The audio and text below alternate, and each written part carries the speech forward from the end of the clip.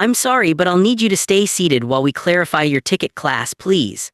The words fell out of the flight attendant's mouth with a practiced, too-bright efficiency, her palm flat atop the headrest in 2A as all motion in the first-class cabin slowed around her.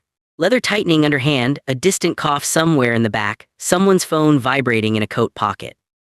Fainting busyness, she flicked her eyes to the manifest, lips pressed together in a hard line while the man in the seat, Roland, slow-breathing early 40s, brown skin catching the late winter sun as it broke through the porthole, folded his newspaper with deliberate care. He set it on the tray, aligning the masthead to the edge, not looking up yet. An ID badge lanyard coiled neatly peeked from his briefcase, clipped to a tricolor NASA patch. His laptop, midnight blue, sat open to a video call screen, a string of unread texts dancing at the corner. Every detail said, "Work in progress." The flight attendant, Melina, no name tag but the rhythm of someone young, eager, careful, leaned closer, voice lowering. "It's just sometimes upgrades don't process properly, and we've had folks in the wrong spot before." A slender woman in the next row turned her head, watching behind oversized sunglasses. The man next to Roland pulled his headphones off, sniffed, said nothing. Roland didn't frown, didn't look annoyed. He glanced at Melina, eyes direct, voice steady but low. "My documents are in order." Melina pressed on, her words clipped and rehearsed. "We'll just double-check with the purser, I'm sure it's routine." Roland gave his answer, a single nod, then turned his gaze out the window as the jet bridge jerked and shuddered against the fuselage. On the far armrest, a phone buzzed again, urgent, insistent red text notification peeking out. The camera on Roland's laptop blinked to life, green light flaring, then dimming as he closed the lid with 2 fingers. He reached for a packet of motion sickness gum, hands steady, eyes tracking the crosshatch of de-icing fluid on the tarmac. Somewhere else, something needed doing, time burning down, measured in seconds. A shadow fell across his seat as another attendant leaned in from the aisle, whispering in rapid Spanish to Melina, glances flickering, tension building in the air. Roland touched the edge of his NASA mission manual, thumb tracing the embossed logo, a muted promise waiting beyond this flight. Melina raised her voice, this time addressing more than the seat. "Sir, I have to ask, do you have a secondary ID with your boarding pass?" Her words rippled through the row, igniting curiosity and a prickling discomfort. The off-duty detective, 2 rows back, straightened in his seat, narrowing his gaze. A digital clock above the galley ticked downward, silent but inexorable, their minutes already spoken for elsewhere. 5 seconds later on that winter afternoon was when the tension broke, thin, sharp, and waiting for air. She called over her shoulder, "Security, please stand by at the front." Roland's thumb pressed into the silver NASA logo, the lines deeper each time. For a moment he saw a corridor of steel and fire, the familiar hum of spacecraft life support, places he belonged, places not up for debate. His pulse ticked twice, barely a ripple under skin. But he stayed still, hands in sight, a quiet refusal. Melina shifted, impatience creeping in. "You understand it's protocol, especially with the recent incidents. I just need everything neat, you know." The detective's gaze lingered on Roland, taking stock, measuring reactions. A nervous business traveler in 1C with thinning hair and fading cufflinks muttered, "Maybe someone else wants his seat. They overbook these all the time." Melina's brow smoothed into an imitation of concern. "We get a lot of upgrades lately, and it's important to keep things clear for boarding, rules and safety always." Roland only said, quieter now, "The rule is printed on my boarding card." A tremor of irritation flickered across Melina's face. "Sometimes these things aren't obvious, sir." A beat. "We try to make it fair." Roland's hand hovered over his phone screen, missed call, time zone math spinning in his mind, a hush of anxiety very nearly showing. The seconds ticked. Somewhere outside this pressurized tube, another clock was running fast. Cabin light dimmed overhead, cold sun dropping, time squeezed its grip. The badge on his briefcase glinted, a word, unread, covered by a fold. None of them noticed. Outside, the wind picked up. No one was leaving that seat just yet. 3 rows back, the whisper started, "He should just cooperate if it's that important." But the woman in 2C, a retired nurse, white hair drawn into a precise bun, shifted forward, voice purposeful yet soft. "If that's all it is, let him show his ID." Melina bristled but nodded, lips pressing into a thin, unsmiling line. Roland exhaled, his fingers curling slightly. He pulled out his stay-tissued ID, laminated edges worn from years of use. He laid it on the tray with his boarding pass, careful not to let his hand shake, even as he remembered the last time a badge had failed to open the right door. He handed it over in silence. Melina took the documents, eyes darting from face to face before scanning them under a portable light. "Sometimes we have duplicate names in the system," she said, a new reason not bothering to look at Roland. I'll be back. She retreated towards the galley, shoes tapping briskly on the carpet. Roland's memory flicked backward for a moment, down the hatch of Soyuz, the sharp metallic click of a harness, the silence before the roar. He never liked to fly. No one at NASA knew that. It didn't fit the myth. Rockets made sense, predictable, engineered, but aircraft. Too many variables, too much improvisation, nowhere to direct the fear but inward. He'd survived worse than this, he reminded himself, letting the tension ride out through the muscle of his jaw. A rumble of conversation began around him, each face averted, everyone eager to be anywhere but in the middle. The detective, Paul, out of uniform, still suspicious, fished his phone from his jacket. He hesitated, thumb over the record but, "Guess I'll start the thing," he muttered, almost to himself. He started recording, the livestream square flickering to life. 3 viewers, then 5. The pixelated glow reflected off Roland's laptop. The recorder caught Melina's return.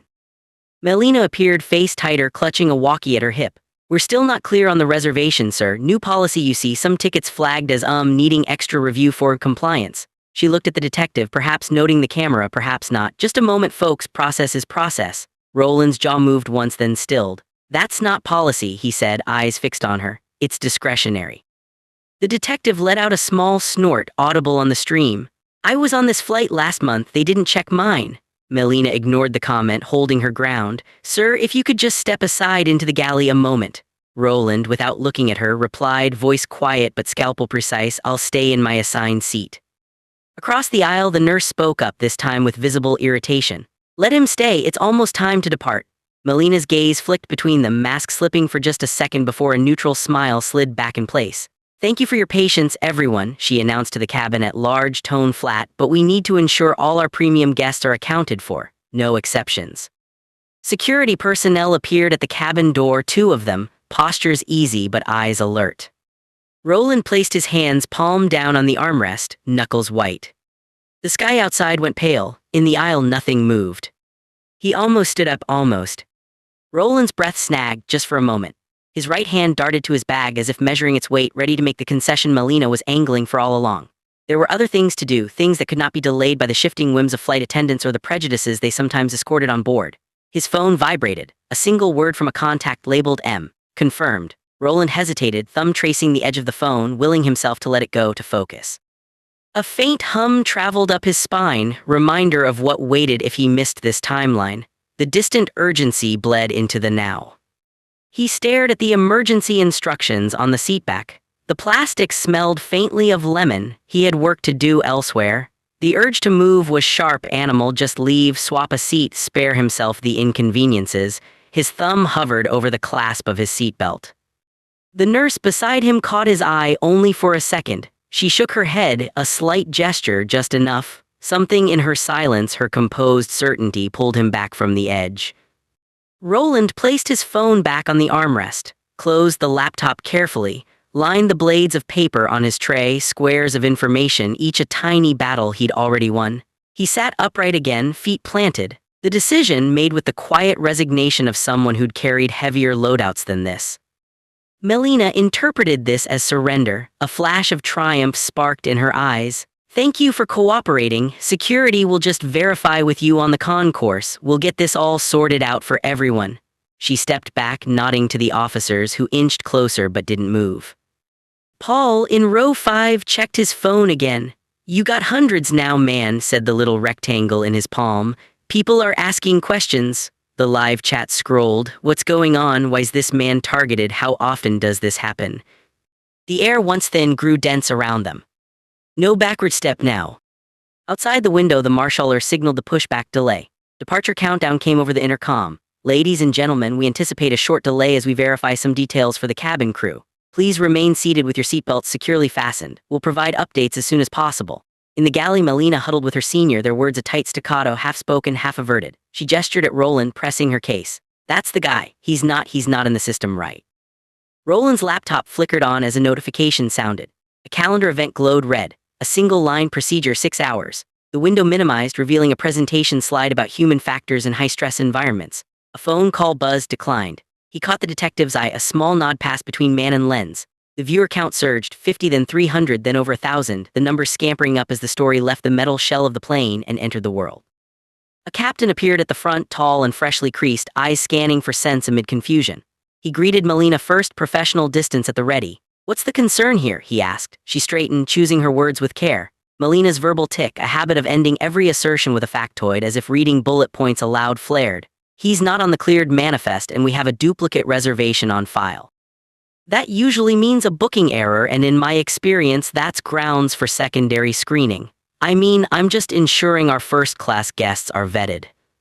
The captain turned to Roland. Sir, is there some confusion with your ticket or your identification? Roland answered, clipped and precise. No, my name and reservation match. The digital record should show as much. I checked it during check-in. The captain considered Roland, then the ID badge visible on his bag. May I ask, sir, are you traveling for government business or private sector? Roland took a measured breath, voice even but cold.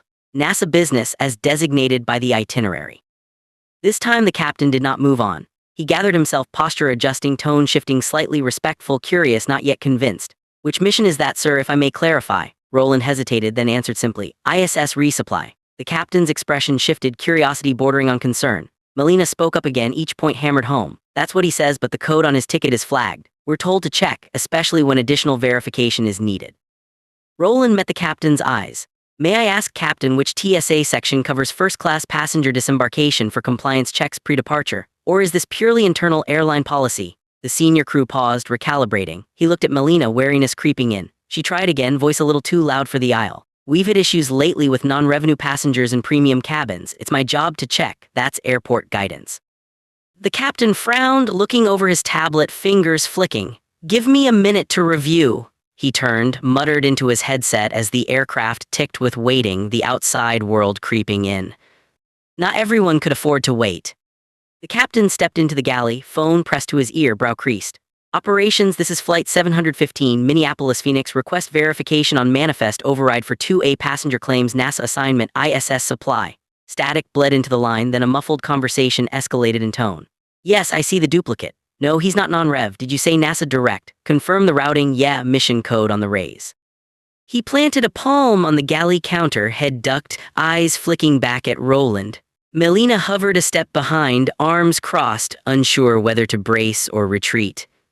The captain's voice steadied. I need the specialist that codes the government manifests. No, I can't hold long. We're at departure -20. Silence, his knuckles white and tapping softly. Is that got it? Confirmed passenger. Clearance issued under expedited workflow. He exhaled, jaw set. Copy that. Any anomalies? Is this a flagged risk? A pause, then softer. No, understood. His gaze slid toward Melina, then the detective, then Roland, bracing for trouble. Melina's phone buzzed, her hand missed it, fumbling on the first try. She glanced down, mouth tight, then up again at the cabin door. The quiet outside grew heavy, wind pressed against the fuselage, making the windows quiver. In row 2C, the nurse crossed herself, eyes closed. The detective hit record again, the viewer count now brushing 3,000, chat rolling so fast it blurred. Roland didn't twitch. He unwrapped a new stick of gum, broke off the end, and popped it between his teeth, biting down hard enough to hear the snap. The aircraft lights glowed a paler blue. Far below, on the snowy tarmac, the marshaller stopped moving. Pressure rose in that stillness, thick as engine oil. The captain re-entered. This passenger checks out with HQ. His boarding pass is valid for 2A. Are you still seeing a duplicate? He projected for the benefit of all. Melina stiffened, then color washed up her cheeks. I don't get it. The list is always right, isn't it? Her voice shrank half a note. He held out his hand. Let me see the flagged manifest. She produced her device, tapped at the screen, jaw tightening. The captain's posture widened. He took in the news with the care of a surgeon planning the first cut. This isn't a system flag, Melina. Someone else entered a manual note. No one spoke for a handful of breaths. Roland's laptop, still in sleep mode, blinked as a video call lit the screen. NASA insignia, followed by a single name, Madeline Grange. The sound pulsed out, caught by every microphone in the row. A pause held everyone captive. Melina's fingers tightened on her walkie. She looked down, then back at the captain, then at Roland, not quite understanding where the ground had shifted. From the laptop, an authoritative voice filled the cabin, unmistakable to those who followed government news. Roland, are you there? You're scheduled for check-in at Phoenix. I'll be waiting curbside. My son will be there too. Boarding S on the line, so do let me know if we need to call the airline's board or just the press office. I've already spoken to the outgoing CEO. Let me know what you need. Melina's mouth parted, then worked noiselessly. Her half-step back was almost a retreat. The captain's spine straightened with realization, and he looked from laptop to Roland, understanding dawning. A tremor ran up Melina's hand as she tried to toggle off her radio. movements suddenly clumsy, shallow breaths hitching. Bystanders who'd previously sided with Melina, businessman in 1C, a silver-haired woman in 3D, averted their eyes, heads lowering in synchronized embarrassment. One man turned off his phone, setting it face down on his knee. The nurse seemed to shrink in her seat, hands folded tightly as if she too had played a part.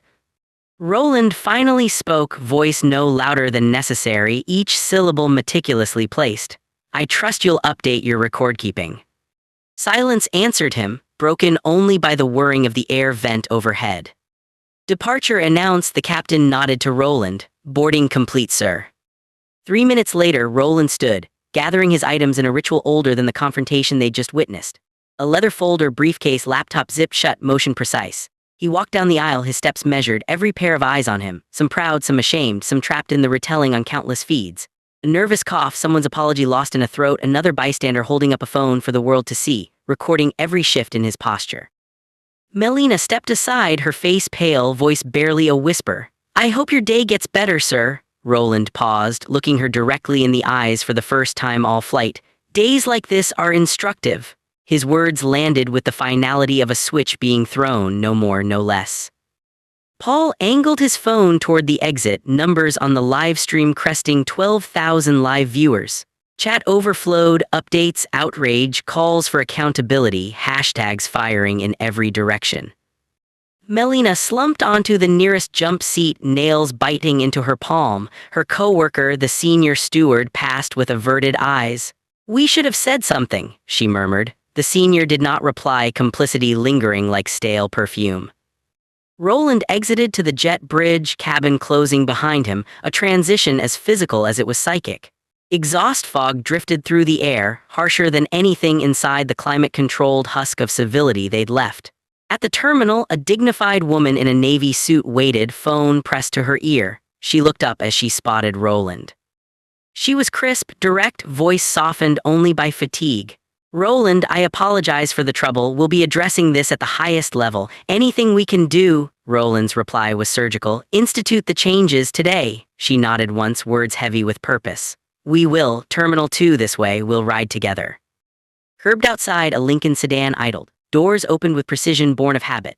Inside, Roland checked his phone text message. "Surgery prep on schedule. Stand by for final go." He replied with 3 words, landing in minutes. His phone rang. "This is Dr. Roland," he answered, a calm voice. "Final procedure window holds if you arrive by 5. Are you still go?" Roland's lips barely quirked. "Still go, no delays." The voice on the other end. "Copy, see you soon, sir." He closed the phone, looked out at the thickening dusk, and let the world continue spinning beneath his feet. History doesn't ignore days like this. Within 36 hours, the boardroom of Northwestern Sky Airways was a battlefield. The CEO, tense, sweated his hairline, shot a glare at the GC. "The DOJ is opening a full investigation. The incoming chief's mother was on our plane." The general counsel, voice brittle, responded, "We have to distance ourselves not only from this flight but from all internal guidance around passenger upgrades." The chief customer officer, glasses perched low, interjected, "We need to settle immediately. If Congress calls a review, we're risking everything." The CEO barked, "I want Melina out. Zero tolerance. Launch listening sessions, make it public. We're rewriting policy today. All new crew training by end of quarter. Devote 10% of cabin staff hours to anti-bias education minimum." By the time Monday came, the airline issued a public apology, reassigning the CEO effective immediately, and promising $20 million in settlements to passengers across 96 incidents uncovered by the DOJ probe. Their stock dove 18%, wiping almost $3.2 billion from market cap in one trading session. In less than a week, the FAA mandated new industry-wide crew training, affecting 46,000 employees. Hashtags tied to the detective's video reached over 11 million impressions, as the incident became signal flare for 1,000 similar stories. On cable news, an anchor wrapped the story in even, urgent tones. A major U.S. carrier reeling tonight after an incident that reignited the debate over equity in premium travel. Viral video from an off-duty detective led to rapid resignations, industry-wide policy changes, and a call to action for all passengers to know their rights. Coverage continues. Stay with us. The ticker froze as the viewer count crossed the million mark. 6 hours after the flight, in a glass-walled surgical suite, Roland arrived without a second to spare.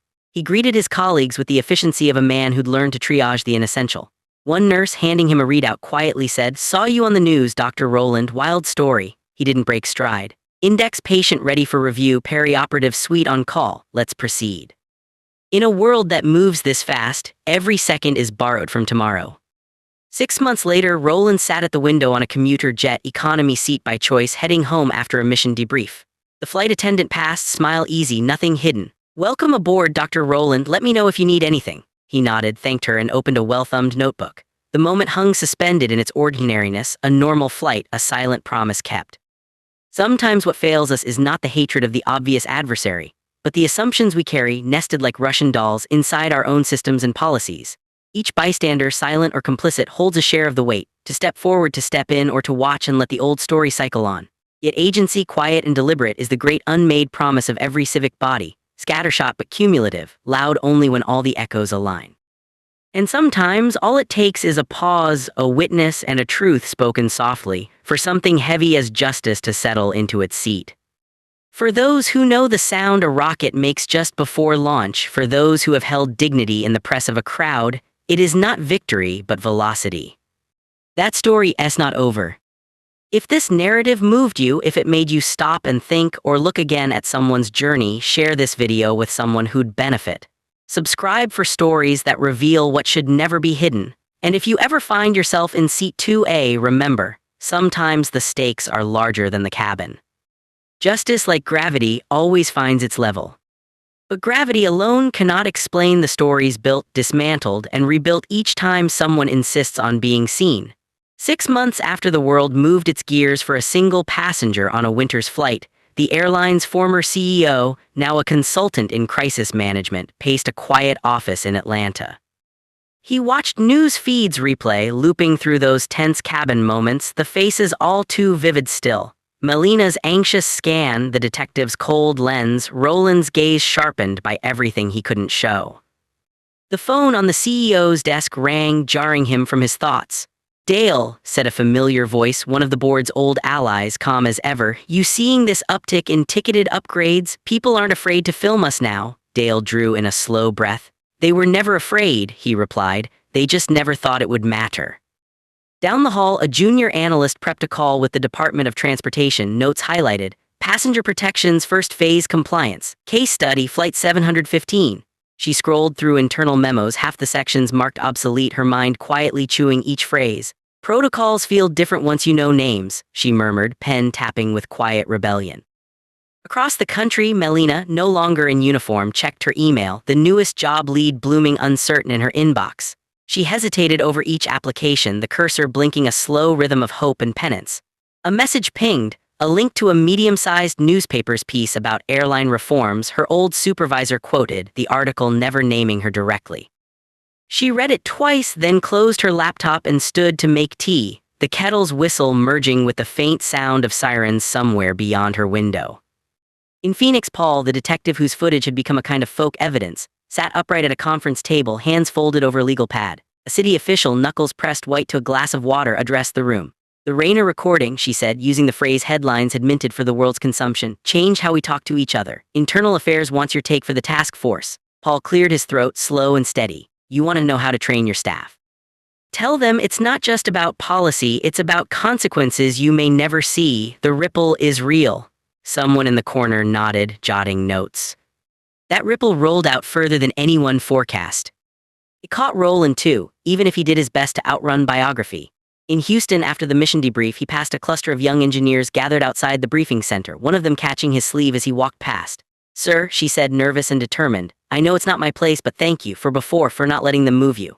Her hands were full of printouts, launch trajectory documents, calculations in the broad hand of someone used to proof, not prose. Roland paused, letting her words settle. "We don't always get to pick our test days," he answered, "but we do get to pick how we move through them." Later, Roland stood in the curved shadow of the observation gallery, looking across the mock-up ISS module, fingers trailing along cool aluminum, each groove a memory. The mission went nominal, cargo delivered, data logged, systems checked and triple-checked under his hand and the hands of the next, younger crew. But something inside the silence of orbit lingered in him, a kind of ache. The thing that happens when your life collides momentarily with the world's hunger to watch. He read the airline's quarterly statement in a hotel room, boxed headlines touting civil rights compliance and zero-tolerance protocols for in-cabin bias. He scanned mention of direct collaboration with NASA, the FAA, and passenger rights groups. He closed the window, letting the words fade into background static. The present was quieter than the flashpoint had felt. But not all glances passed as invisibly as before. On another westbound flight, this time a red-eye half the cabin asleep, a flight attendant with a tidy braid and crow's feet at her eyes paused beside Roland's seat. She looked down at the manifest and then at him, lips twitching with the suggestion of a smile. "Dr. Roland," she said, voice low, "we've arranged for your meal tray first, as you requested in your preferences." He blinked, unused to his name surfacing so gently in the air. "Thank you," he replied, voice lighter than before. As she placed the tray, she leaned in just enough. "It's small, but people see more now," she said. "We learned." Her gaze slid away, giving him his dignity that none of the others had, not at first. Later, as he drowsed over his notebook, an older man across the aisle, a retired pilot by the look of his jacket, caught his attention. "Mind if I ask you something, Doc?" Roland shook his head, meeting the man's eyes. "I saw that video back in the spring. Lived through a few storms myself, different kind. Ever wonder what any of us are supposed to do once we know?" The question was honest, not a challenge, more a confession. Roland considered the line of lights along the runway, the hush of recycled air. "I think," he said slowly, "we use what we know, not to punish but to do better." "What if the system resists?" the man pressed. "Then we keep naming the problem," Roland answered. "Sometimes you say it out loud, sometimes you hold the door for the one behind you." The pilot nodded, words caught behind his teeth. "Fair winds," he said, and turned away, the conversation sinking gently beneath the surface of the hum and thrum of the plane. Some months later, Northwestern Sky Airways released its first principles review, a 48-page document circulated among employees, press, and the FAA. The language was bleached clean of blame. Terms like guest experience, zero barrier access, and proactive bias interruption filled the text. Near the back, a story was summarized, case study anonymized, but those in the know saw the stitches of 2A throughout. At a small conference on aviation safety and social equity, Melina herself, invited by a nonprofit she joined, addressed a round table of airline trainers and union heads. Her voice, still quick at the edges, was firmer now, more deliberate. "There are hundreds of steps between suspicion and escalation," she told them. "Sometimes only one nudge, one question, one look could break a cycle before it starts. My advice, ask who you're protecting, ask who you're inconveniencing. Train for empathy the same way you train for turbulence, plan, anticipate, correct." A woman from a regional carrier raised her hand. "What would you tell a new hire, someone scared to get it wrong?" Melina hesitated, memory flickering in her eyes. "Remember that anyone could be your teacher that day. Dignity is not a gate you let down for some, it's the foundation you build under all." The room was quiet for a breath, then scribbled notes began in earnest, a low chorus of agreement. A week after, Melina opened her phone and reread a short email forwarded by her former supervisor. "Consider this a finding of closure," the message read, "and a thank you for your contributions to ongoing reforms. There is always room for growth." She saved it then in a folder titled Proof. At home in Houston, one mild Saturday, Roland stood at the kitchen counter assembling a sandwich while his son, Milo, narrated a science project with relentless enthusiasm. "So if you change the gravity in this module," Milo explained, building with cereal boxes and tape, "you gotta expect new rules. Nothing ever lands where you planned." Roland smiled, sliding the plate across the table. "That's true everywhere," he said, and ruffled Milo's hair. "But you account for it, that's the job." Milo grinned, snagging a crust. "So what did you do when the flight people made a mistake? Did you get mad?" The boy squinted as he considered arrangements of imaginary engines. Roland thought for a moment. "No, I got steady and I let people see what was wrong. Sometimes being calm is the only way forward." "Did it work?" Roland hesitated, then nodded. "Yes, not because the rules changed right there, but because enough people saw it, enough to make the next time different." Milo's brow creased. "But someone had to go first, didn't they? Like when we do the test launch, we hope it holds." "Someone does," Roland murmured, "but no rocket flies alone." Outside, in the subtle hush of Houston dusk, someone mowed a lawn nearby. In the kitchen, memory and hope live close together, never farther apart than a breath or the click of a lighter at a launch pad. Meanwhile, online, Paul's channel continued to grow, not with salacious videos, but with practical walkthroughs of traveler rights, de-escalation interviews, and stories told in voices more frequently left at the margin. In one segment, he hosted a round table with former flight crew, a lawyer, and a recently promoted gate agent. "What's changed in a year?" he asked. The gate agent answered quickly, "There's more eyes. I have a checklist now that asks, did you question this because of appearance or behavior? That's new, and a box on the form, did you escalate unnecessarily? It's like the rules have mirrors now." The lawyer, soft-spoken but sharp, followed. "Records help, but so does culture. Every bystander is a potential witness now. Policy changes fast when no one is invisible." Paul closed the segment with a look right through the lens. And if you ever want to know why it matters, ask yourself, what would you want for someone you care about if it was their turn? The comments section became a soft friction of optimism and skepticism, but in that space, even a little truth found longer legs. At NASA, in a glass conference room above the simulation deck, Roland finalized a series of procedural updates on stress testing team dynamics. A junior manager poked his head through the doorway, brow arched in gentle amusement. "You're a celebrity now, Doc. Some people even say you're a civil rights legend." Roland half smiled, glancing at his screen. "Legend-s too loud, routine's better." The manager grinned. "Still, there's been a steady stream of applicants for your post. Most mention seeing you, the man from the flight who didn't move. Funny, what sticks?" Roland collected his folders, then paused, fingertips resting on the table. "I'd rather be remembered for the launches, not the layovers."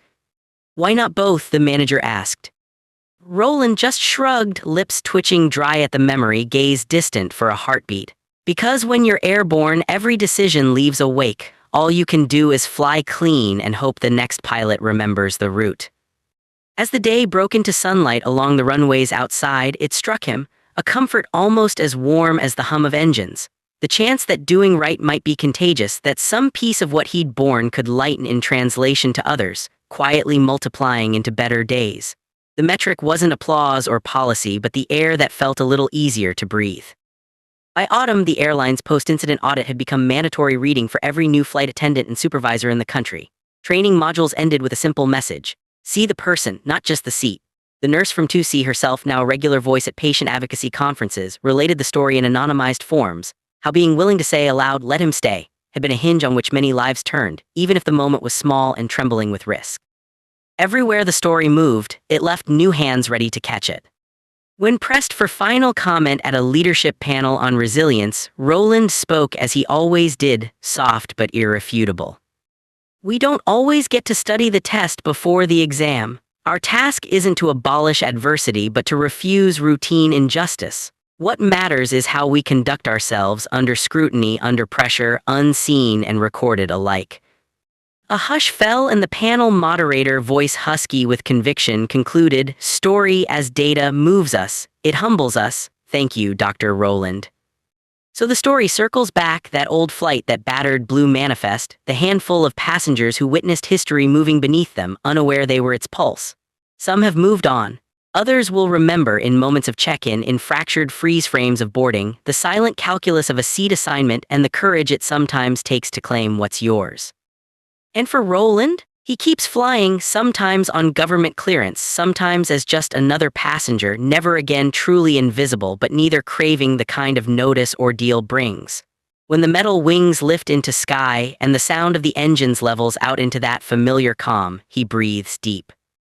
Justice, he knows, rides on every craft, not as an automatic passenger, but one quietly invited, seated between trust and vigilance, waiting for all of us to see her there.